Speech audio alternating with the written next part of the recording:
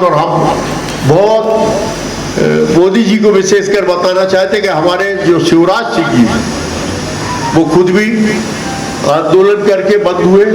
संतोष जी साफ में थे, अच्छी पिटाई हुई इनकी, घुटने भी उनके घुटना भी डैमेज हो गया था, और शिवराज सिंह जी ने हमें पुनर्जीवित किया पूरे हिंदुस्तान। पहले अडवाणी जी भी सहमत नहीं थे तो शिवराज जी बहुत दुखी हुए, गया मुश्किल लगता हूं तो मना किया है काय के लिए, अपन ने इसके लिए कुछ नहीं किया। तो सारणी आ रहे थे, उन्होंने कहा कि तुम लोग आ जाओ एक बार बात कर लो।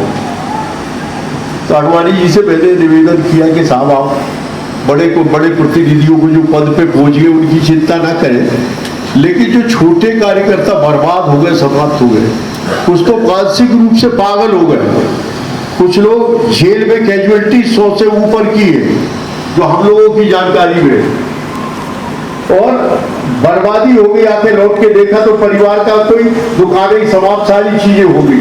तो हमने कहा कम से कम उन लोगों के लिए जो अपने कारण बर्बाद हुए गए इनकी चिंता करना चाहिए। पर हम लोग उनसे परिचित नाम गिरा है कि इनको एक पेट्रोल पंप वाला बिठाल करके इसलिए तनख्वाह देता कि आज ये लोग कोई जेल गए। कुछ लोग तो भीख मांगने की कगार पे, उनके नाम गिरा है, प्रचारक रैंक के लोग। तो अडवाणी जी बोले कि नहीं करो शिवराज जी, बोले दवाई के लिए करो। तो भी दवाई जब काम करती, जब पेट में कुछ जरूरत तो दवाई काम करती। मित्रों, मैं दो चार बातें केवल इमरजेंसी के बारे में, बाकी तो सब जानते हैं। एक तो जेपी ने इसको कहा था कि आज़ादी की दूसरी लड़ाई है। आज़ादी की पहली लड़ाई थी जो 47 में संपन्न हो गई और अंग्रेज़ों से इस देश को मुक्ति मिली, और ये दूसरी आज़ादी की लड़ाई थी और जिससे देश को मुक्ति मिली। इसलिए पहली बात तो ये कि आज़ादी की दूसरी लड़ाई थी। और देखिए, इस आंदोलन ने बहुत बड़े बड़े ये कीर्तिमान स्थापित किए। आपको याद है उस जमाने में नक्सली आंदोलन बहुत सक्रिय थे, नक्सली बहुत सक्रिय थे, और एक यह माहौल बन रहा था कि देश में परिवर्तन अगर होगा तो हिंसा से ही हो सकता है, लोकतांत्रिक तरीके से कोई बदलाव नहीं हो सकता है। और इस आंदोलन ने यह प्रमाणित कर दिया कि देश के अंदर बदलाव जब भी होगा लोकतांत्रिक तरीके से होगा, हिंसा के माध्यम से कोई बदलाव नहीं हो सकता है। और आपको याद होगा कि बाकी राज्यों में तो इमरजेंसी लगने के बाद लड़ाई हुई या उसके पहले हुई लड़ाई, लेकिन बिहार में तो करीब उसके 1-1.25 साल पहले ही जो है लड़ाई प्रारंभ हो गई थी। और मुझे अभी तक याद है कि जब 18 मार्च को, चूँकि 18 मार्च को आंदोलन की शुरुआत हुई बिहार में, 1 दर्जन शहरों में कर्फ्यू लगा था और लगभग 10 शहरों में गोली चली और 50 लोग मारे गए थे। इसलिए भी हमको अंदाज नहीं आता था कि मैं 10 साल की उम्र से घर से बाहर निकल गया था पढ़ने के लिए। तो 10 साल की उम्र से बाहर निकलने के कारण से कोई लगाव या कोई चाव या कोई ऐसा उसके साथ कोई ऐसा रहा होगा, ऐसा ध्यान में नहीं आया। मेरे को 15-16 महीने बाद कोई मिलने के लिए, मेरा जो छोटा भाई है ओम प्रकाश, वो विद्यार्थी परिषद का कार्यकर्ता रहा है, वो गया था पेरोल लेने के लिए। तो उस वक्त वहाँ जो कलेक्टर थे उन्होंने कहा कि आप काय के लिए आए? उन्होंने कहा कि सबको पेरोल दे रहे हैं, हम दीजिए। भाई साहब मैं हमारे अंदर बंद है। उन्होंने कहा आपको बंद कर देंगे। उन्होंने कहा वो बंद है, वही काफ़ी है, मेरे को काय को बंद करोगे? और फिर लेकर के तो इस तरह से उन सारी परिस्थितियों में से हमने अपना रास्ता बनाने का काम किया है। और इसलिए आज का यह हमारा आयोजन जो है वो राष्ट्र में हमारे इस काम को करने के लिए जहाँ हम सम्मेलन करते होंगे, राष्ट्र के नवजागरण का कार्यक्रम भी हाथ में लेना होगा।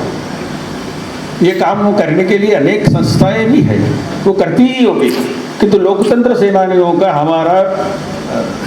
हमारा यह नियमित और हमारी दैनंदिन चिंता ये होना चाहिए कि उस दृष्टि से हमारा लोक जागरण का काम हम करते रहें, तो हम में भी प्राण आते रहेंगे। जब हम अपने प्राण लगा करके किसी कार्यक्रम को करते हैं तो वो सफल होता है। इस दृष्टि से जहाँ जहाँ भी प्रदेश में हमारी इकाइयाँ हैं और जहाँ सरकार की सुविधा, सरकार की बातचीत, सरकार करे ना करे ये उनका काम है, कुछ ऐसा लगता है जैसे बंदी जीवन के बंधन बदले कारागार वही है, तो हम समझो कि कारागार वही है, हमको क्या मुश्किल पड़ने वाली है, तो कठिनाई है तो है। अब उसमें हमने अपने जो बाकी बड़े पीड़ित लोग हैं, जिनको तकलीफ़ें हैं आज, जिनकी कोई सहायता नहीं हो रही है, अखिल भारतीय संगठन के हिस्से होने के नाते से हम उन प्रदेशों में उन कार्यकर्ताओं की संभव सहायता करने का काम करते हैं।